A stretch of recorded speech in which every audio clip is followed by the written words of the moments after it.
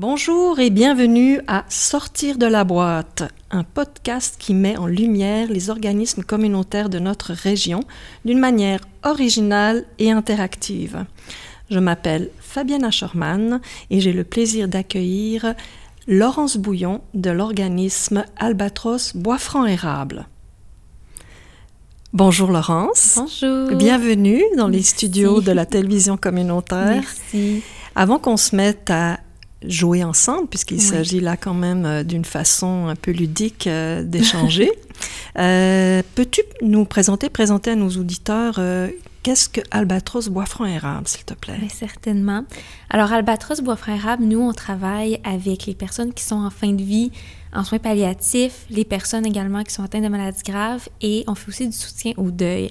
Alors, on a vraiment une multitude de services. On dessert vraiment plusieurs clientèles différentes. En fait, nous, on fait de l'accompagnement qui est 100% gratuit. C'est des bénévoles qui offrent nos services et ils vont vraiment dans différents milieux.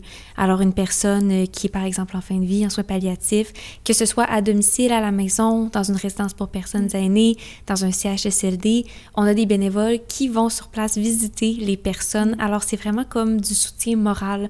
On est là pour les écouter, leur offrir de la bienveillance, de l'empathie, parce que parfois, les personnes qui traversent la maladie ou la fin de leur vie se retrouvent dans des situations où ils ne sont pas toujours à l'aise à en parler avec leurs proches, parce qu'il y a ce sentiment aussi de mettre ça sur les épaules de nos proches. Parfois, on sait que ça leur fait de la peine, alors on n'ose pas parler de nos tracas par rapport à notre décès qui s'en vient ou à notre maladie, les symptômes qu'on sent qui dégénèrent, des choses comme ça.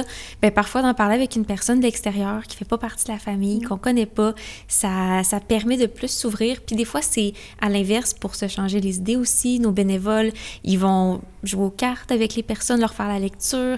Si elles en sont capables, des fois, ils vont sortir à l'extérieur, prendre l'air, prendre un goûter, plein de choses. C'est vraiment... Ce qu'on veut mettre de l'avant, c'est que c'est 100% les besoins de la personne. Fait que si la personne a besoin de se vider le cœur, c'est ce qu'ils vont faire. Puis si elle a besoin de se changer les idées, c'est ça aussi. Alors, c'est ça qu'on fait pour l'accompagnement fin de vie en soins palliatifs. Puis pour le deuil, bien, on accompagne les personnes endeuillées en formule individuelle ou en groupe. Alors, les rencontres individuelles, là, le nom l'indique, là, ça va de soi. Mais les groupes, c'est vraiment des groupes de soutien. On fait des petits groupes intimes là, de 8 personnes ou moins. Puis c'est une série de plusieurs rencontres avec des accompagnantes au deuil. Puis ça permet à tous les endeuillés là, de cheminer à leur rythme, d'échanger sur leur expérience, aussi de se sentir moins seul. On se rend compte que les deuils, tout le monde en vit. Puis les deuils peuvent être diversifiés. On accompagne des personnes pour des deuils animaliers aussi. On ne fait pas de discrimination de quelconque façon. Puis, dernière chose importante à mentionner, ça fait beaucoup, on a beaucoup de services. Oui, mais, j'entends. On fait de l'accompagnement en transport aussi. Ça, c'est les personnes qui sont atteintes de maladies graves. Dans plusieurs cas, ça va être, par exemple, des personnes atteintes de cancer qui ont des rendez-vous qui sont parfois à Victoriaville, mais parfois à l'extérieur de la région aussi. On va jusqu'à Sherbrooke, Trois-Rivières, Québec, parce que les gens, parfois, c'est ça, ils ont plusieurs rendez-vous. Ils ne sont pas toujours en mesure de conduire, ils n'ont pas de voiture. Parfois, bon, l'entourage n'est pas toujours disponible. Alors, on a des bénévoles qui peuvent faire des transports pour les rendez-vous médicaux de ces personnes-là. Puis, pour l'ensemble de nos services, nous, on dessert tous les Bois-Francs et tout l'érable. Ouais. Beaucoup de services, autant pour la personne en fin de vie que pour ceux qui survivent finalement, la personne qui décède, donc avec l'accompagnement au deuil. Oui. Ceux qui survivent, mais aussi les proches pendant la fin de vie, pendant la maladie. Si je te donne un exemple, un bénévole qui va à domicile accompagner, disons, une dame là, qui est en fin de vie, bien, si cette dame-là, elle a un proche aidant ou que sa famille est là dans la maison, bien, parfois, les proches vont eux aussi pouvoir parler de ce qu'ils vivent, se vider le cœur auprès du bénévole. Nos bénévoles ont tous suivi une formation qu'on offre, là, une formation Albatros pour faire de l'accompagnement, puis sont capables, d'interagir avec les personnes en fin de vie ou malades, mais aussi avec l'entourage. Là. Fait que c'est vraiment, tu sais, tous les gens qui gravitent autour de la personne peuvent en bénéficier. Là.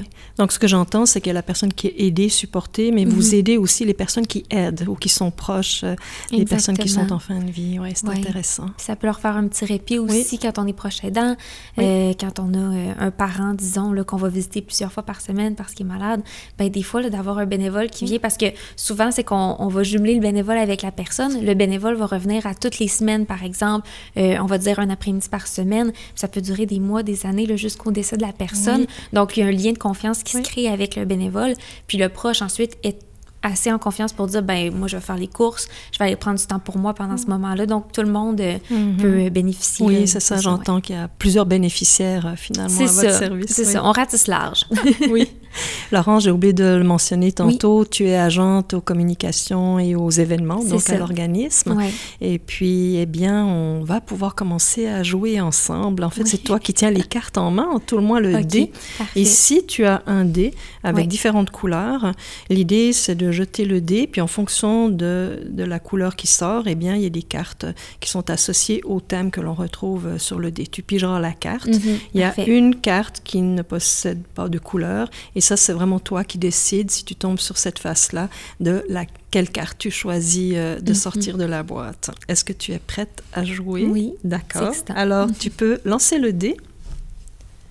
Il est gros, on dirait que je sais pas comment.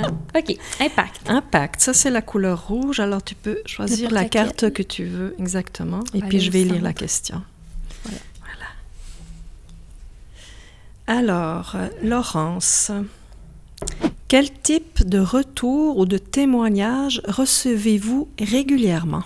Oh mon Dieu, ça c'est une autre question pour une réponse longue, parce qu'on en reçoit beaucoup. Je dirais qu'il y a quelque chose qui revient souvent, comme on vient d'en parler, c'est les proches, parce que la nature de nos services fait que parfois la rétroaction, on l'a après le décès du bénéficiaire, disons, principal du service. Donc, souvent, c'est les proches qui vont nous témoigner leur gratitude après. Pendant aussi, en fait, les bénévoles, quand ils rencontrent les gens, ils reçoivent tout plein de petites marques d'appréciation.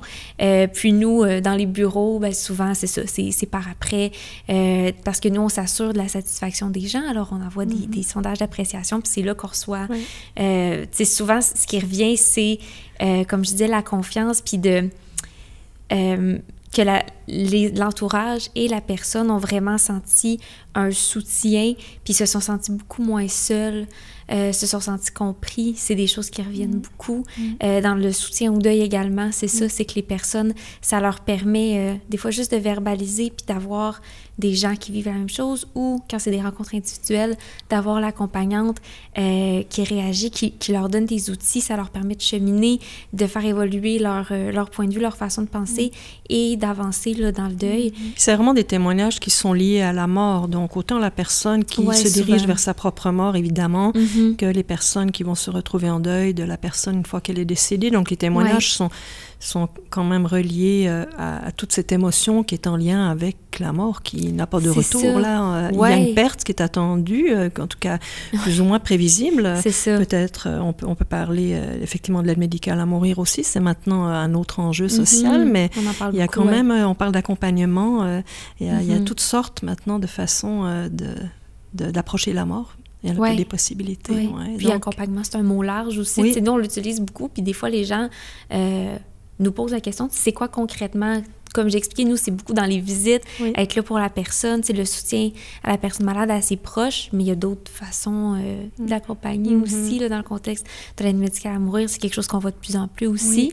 Mais c'est ça, pour revenir au témoignage, un témoignage qui est pas surprenant, je dirais, mais un peu différent puis intéressant qu'on a reçu à quelques reprises, c'est les gens qui font notre formation.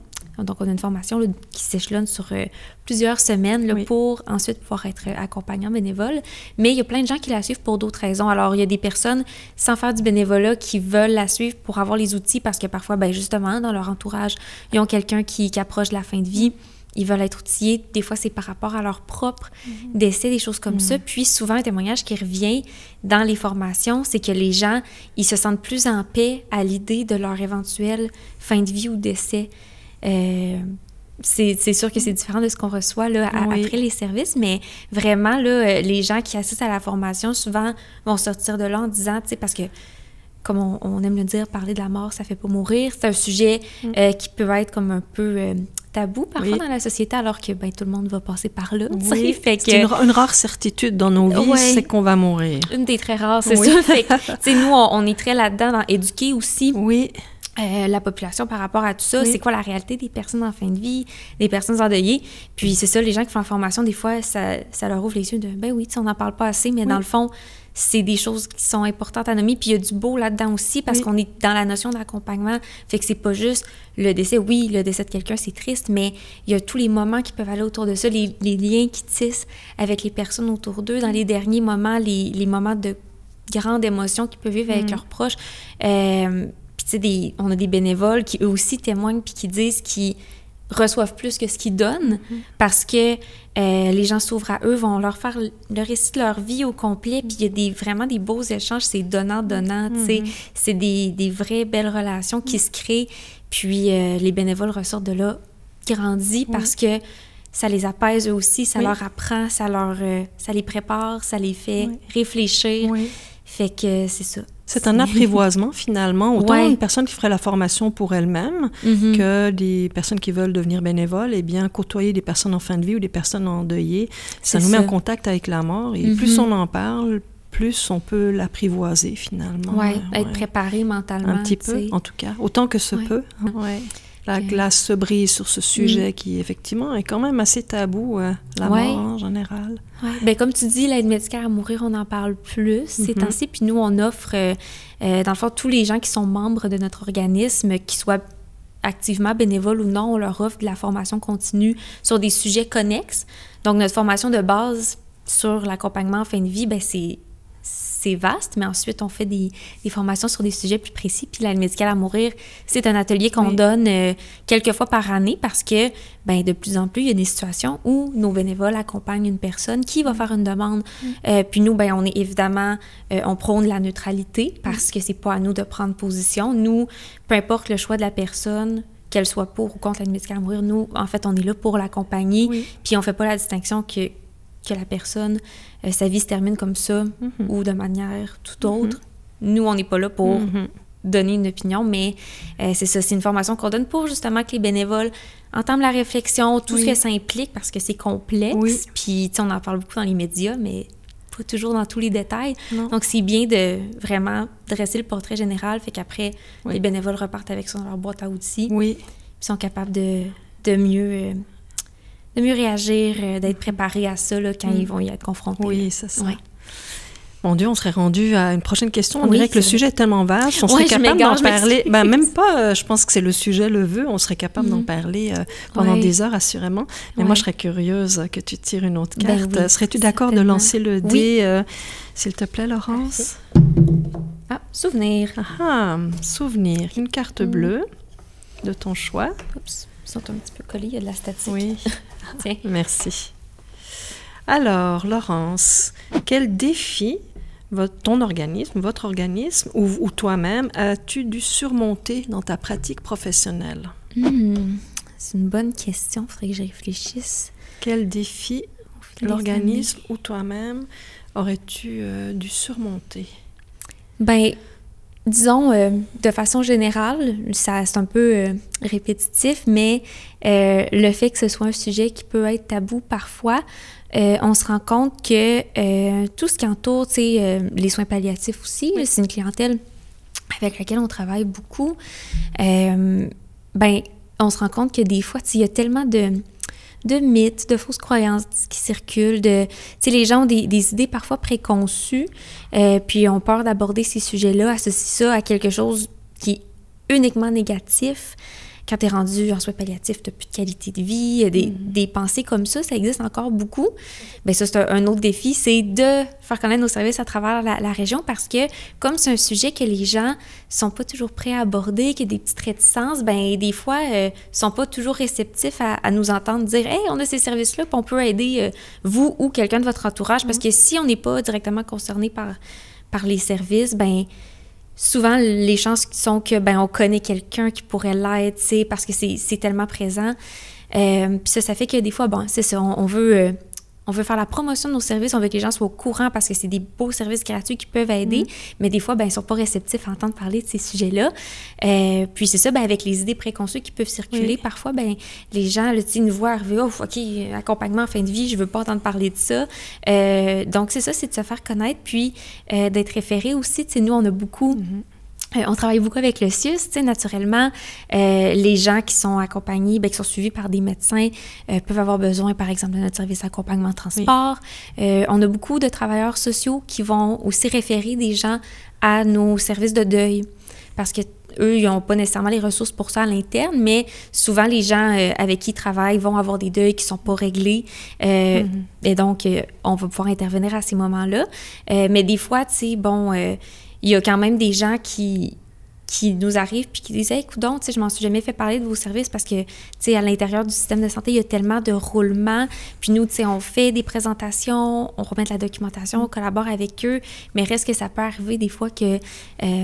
le message se passe pas toujours. Alors, c'est de vraiment, autant que possible, tu sais, rentrer dans le système, puis que notre nom ressorte pour les personnes qui en ont besoin. Oui, là, c'est vrai que le référencement ou le bouche-à-oreille aussi peut faire le travail, j'imagine. Plus vous accompagnez, plus les gens vivent. Puis autour d'une personne en fin de vie, il y a une famille, il y a des amis.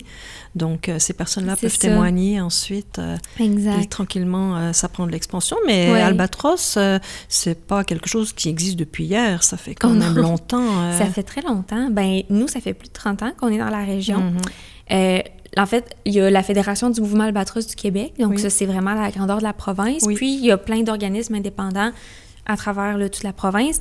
Mais la Fédération, je t'avouerais, vite comme ça, je sais plus l'année à laquelle ça a été fondé, mais nous, Bois-Franc-Érable, c'est depuis 83. Fait que, en fait, à l'époque, c'était seulement Bois-Franc, puis éventuellement, ça a fusionné avec Érable, mais reste qu'à Victoriaville, disons, ça fait plus de 30 ans qu'on est. Même plus, 83, 2023, on est rendu à plus de 40 ans. Ah non, c'est 93, alors 93, mon erreur, je m'excuse. Ça fait parce qu'on a célébré nos 30 ans dans les dernières années. Là, c'est ça, une trentaine d'années. 93, c'est ça. Ça reste quand même remarquable et on s'entend que beaucoup de personnes ont bénéficié de vos services en 30 ans, c'est certain. Ah oui, vraiment. Par année, c'est plus de 200 personnes qu'on accompagne. On est présent aussi, je ne l'ai pas nommé, mais à la Maison Marie Pagé. Oui.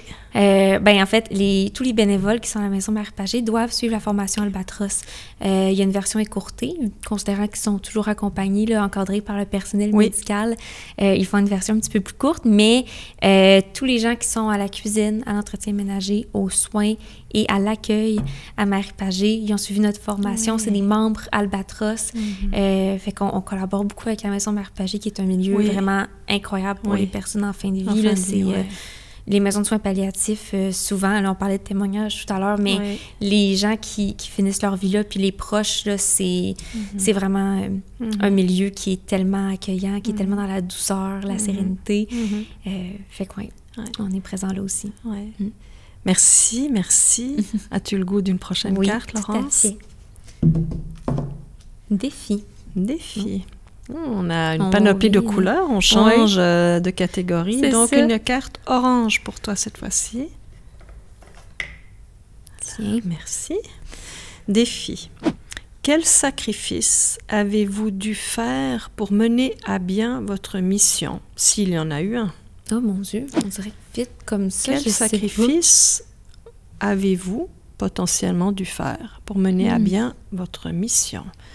Est-ce qu'il y a quelque chose que vous avez dû peut-être mettre de côté ou rectifier le tir ou quelque chose qui vous tenait à cœur et que peut-être qui ne correspondait pas aux besoins ou à la demande de la population? Je dirais un sacrifice, j'en ai pas qui me vient à l'esprit, mais... Le mot est fort. Mais rectifier le tir, ça, c'est une réalité qui, je pense, s'applique à beaucoup d'organismes dans le milieu communautaire, c'est certain. Mais nous, c'est sûr qu'il faut constamment qu'on s'adapte. Tu sais, j'ai parlé de l'exemple de l'aide médicale à mourir, ça, on n'en parlait pas il y a 10 ans, là. Donc là, OK, on va instaurer une formation pour parler de ça, parce que maintenant, ça va faire partie de l'accompagnement. Tu sais, c'est d'être toujours à l'affût des changements du milieu. Nos services ont beaucoup évolué aussi. Fait que peut-être qu'à l'inverse d'un sacrifice, on a pu se permettre, nous, dans les dernières années, d'augmenter notre offre de services. J'ai parlé de l'accompagnement en transport, du soutien au deuil, mais il y a 5 ans, ces deux services-là n'existaient pas. OK, donc ça, c'est récent, ces deux services-là. C'est assez récent, oui. Puis je dirais que c'est des services qui sont très... populaire, si je veux dire, ou en demande, peut-être que ce serait plus approprié pour le contexte, mais il y a beaucoup de demandes. Le besoin se fait beaucoup ressentir. Dans la région, il n'y a pas beaucoup de ressources pour le soutien au deuil. Il n'y en a presque pas, en fait. Il y a beaucoup de choses qui se font parfois par téléphone, mais les gens aiment ça en personne. Oui. Donc, des sacrifices peut-être pas, mais on est constamment en train d'aller tâter le pouls sur le terrain dans la communauté, c'est quoi le besoin, puis s'adapter. Tu sais, les CHSLD aussi, c'est un service qui est plus récent, qui date de quelques années, où vraiment, il y a des personnes qui, malheureusement, CHSLD, vont recevoir peu ou pas de visites. Donc, nous, nos bénévoles, oui, il y en a qui peuvent aller visiter une personne en particulier, comme dans un accompagnement à domicile, ou comme j'expliquais, la personne revient toutes les semaines. Mais on a aussi des bénévoles qui font des rondes dans les CHSLD pour aller visiter ces gens-là qui ne reçoivent pas vraiment de visite. Donc, c'est l'équipe de travail sur place qui identifie des personnes qui sont logées au CHSLD en disant que là, il y a absence de famille ou absence de lien significatif. Puis parfois, les gens, ils ont des visites, mais ils vont quand même trouver ça agréable d'avoir un bénévole, encore une fois, qui arrive avec un œil complètement neutre dans la situation. Fait que c'est ça, constamment en train de voir où les besoins, puis sans que ce soit des sacrifices, de recadrer où est-ce qu'on met nos énergies. Des fois, il y a des services où, par moment, le besoin se fait moins sentir, alors qu'un autre service peut se retrouver avec un nombre de demandes qui augmente. Alors, nous, c'est de voir où est-ce qu'on place nos pions, puis de s'assurer qu'on peut répondre à ces demandes. Oui, c'est ça. C'est un petit peu comme au début comme la façon que tu t'exprimais, le mot sacrifice était un peu fort, mais en fait, d'être à l'affût, c'est vraiment d'être capable de rectifier le tir. Puis des services qu'on pensait qui peut-être, ou avaient une certaine expansion, se met à être moins demandés parce qu'un autre service voudrait émerger qui correspond plus à la réalité des gens aujourd'hui que peut-être il y a 10, 15 ou 20 ans éventuellement. C'est ça, Donc, être à l'écoute, c'est c'est vrai pour assurément tous les organismes. Oui, c'est ça. C'est pas très original comme réponse, mais il faut qu'on soit... Oui, d'être à l'écoute et puis de voir quelles sont les tendances. Il y a une question qui me monte, je serais curieuse. Il y a eu beaucoup de vagues quand l'aide médicale à mourir a commencé à prendre la place. On entend parler depuis quelques années de façon un peu plus médiatisée, ou en tout cas, c'est un discours qui est plus présent dans nos vies. Est-ce qu'au niveau des bénévoles, ça a posé un problème, je dirais, au niveau moral ou au niveau des croyances, par exemple? Est-ce que vous avez eu à faire face à des personnes qui étaient engagées comme accompagnement ou comme accompagnants en fin de vie, mais qui, pour des raisons de croyances personnelles, ne sont pas en mesure ou ne souhaitent pas accompagner quelqu'un qui demande une aide médicale à mourir? Pas à ma connaissance. J'ai pas entendu d'histoire comme ça. Moi, ça fait 1 an et demi que je suis là. Peut-être qu'il y en a eu avant. Peut-être que je suis pas au courant, vu que je suis beaucoup aux communications, organiser les événements, les levées de fonds, tout ça. C'est sûr que parfois, ce qui se passe avec les bénévoles, je suis pas autant au courant que mes collègues. Mais à ma connaissance, comme je disais tout à l'heure, on est beaucoup dans la neutralité. Fait que peu importe c'est quoi ta position, puis c'est quoi la position de la personne qui t'accompagne, tu sais, on met ça de côté, puis on l'accompagne, on la prend comme elle est.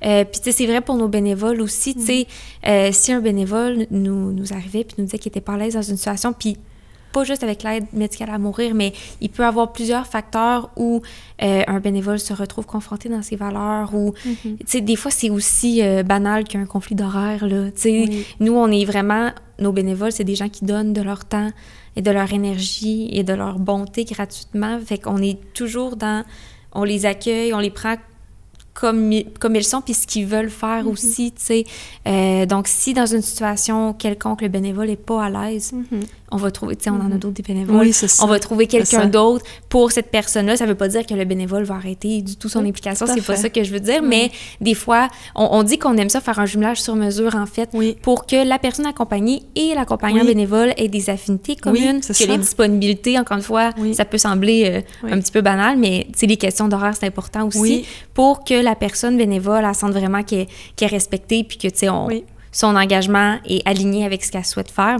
Parce que c'est une question de chimie aussi. On peut être bénévole et être auprès d'une personne, qu'importe de quelle façon se passe son quotidien avec une maladie qui l'amène à la mort.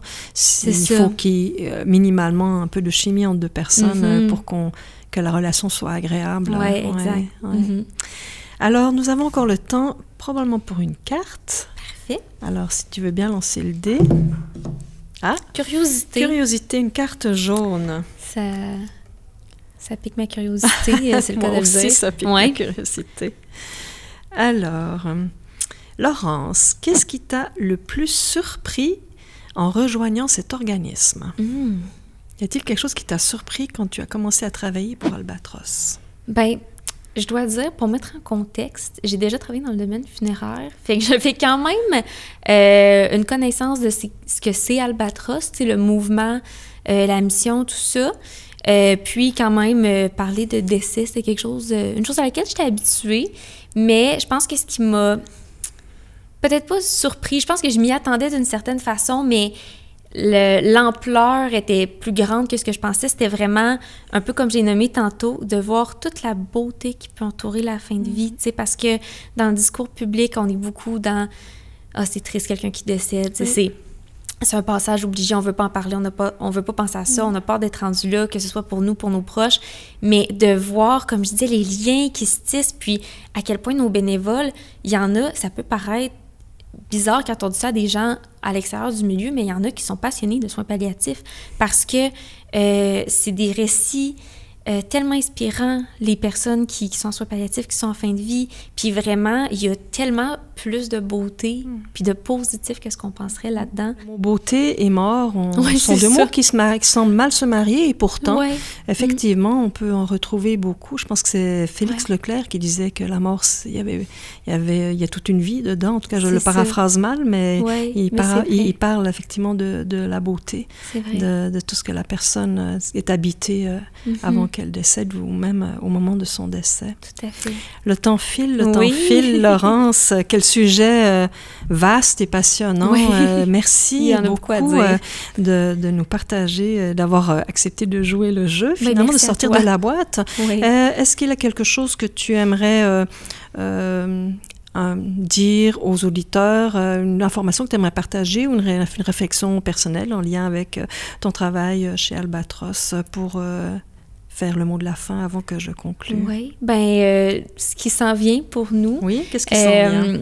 On a nos services, pour la première fois, vont être offerts directement à l'hôpital, à l'Hôtel Dieu d'Arthabasca. Alors, au moment où l'épisode va sortir, peut-être que ça va déjà être conclu, là, officiel. Peut-être qu'on va être encore dans les dernières démarches, je ne sais pas encore, mais notre équipe travaille très fort avec le CIUS puis l'équipe de l'hôpital pour que nos bénévoles puissent être présents puis accompagnés directement dans l'unité de soins palliatifs, comme ils le font déjà dans les CHSLD, donc faire des rondes, aller visiter plusieurs personnes pendant leur corps de bénévolat, puis faire l'accompagnement. Alors, on est super excités de ça parce que nos services n'ont jamais été offerts directement à l'hôpital par le passé. Puis sinon, évidemment, on est un organisme communautaire, alors on fait des activités de financement. Cette année, on va être présent au Birgarten, à Plessisville, encore une fois, comme l'année dernière. Également pour une deuxième année consécutive à la Grande Place des Bois-Francs, à l'emballage de cadeaux de Noël. Donc, c'est des activités à garder à l'agenda, là, début septembre, puis le mois de décembre, on va être là pour supporter la mission. Pour supporter toujours. Oui. Eh bien, merci beaucoup, Laurence, pour ta précieuse participation. Puis félicitations à cet organisme qui finalement offre des services très soutenants pour la population dans un moment de la vie qui n'est pas toujours facile à aborder nécessairement. Alors, félicitations à toute votre équipe. Merci, c'est gentil. Merci beaucoup. C'est ainsi que se termine cet épisode de Sortir de la boîte. Si vous avez apprécié cette formule, eh bien, n'hésitez pas à partager ce podcast autour de vous. Et si vous voulez savoir qui sont les prochains invités, alors dirigez-vous vers le site Internet de la télévision communautaire des Bois-Francs. Sur ce, je vous dis à la prochaine.